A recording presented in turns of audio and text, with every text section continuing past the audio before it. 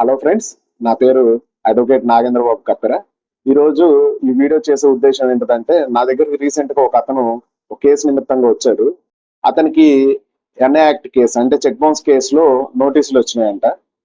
అయితే ఆ నోటీసులు తీసుకుని అతను ఏమంటాడంటే, నేను కోర్టుకు వెళ్ళనండి, నేను ఆ పర్సన్ ఎవరైతే నా మీద కేసు ఫైల్ చేశారో అతను నాకు ముఖపరిచయం లేదు, కాబట్టి నేను కోర్టుకి అటెండ్ కాను అంటున్నాడు. అలా వెళ్ళకోకుండా ఉంటే ఏమన్నా అవుతుందా లాయర్ గారు అన్నాడు.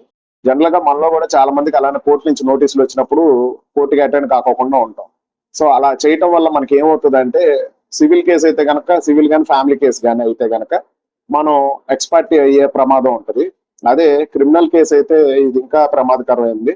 Non bailable arrest warrant issue అవుతుంది, ఎన్బిడబ్ల్యూ అంటారు. ఆ వారెంట్ ఇష్యూ అయితే గనక మిమ్మల్ని అరెస్ట్ చేసే అవకాశం ఖచ్చితంగా ఉంటుంది.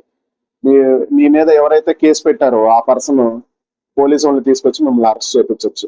మీరు లేనిపోని ఇబ్బందుల్లో పడతారు. కాబట్టి ఎప్పుడైనా మీ కోర్టు నుంచి సమన్లు వచ్చినప్పుడు ఖచ్చితంగా ఒక అడ్వకేట్ దగ్గరికి వెళ్ళి సలహా తీసుకుని కోర్టుకి అయితే అటెండ్ కాండి.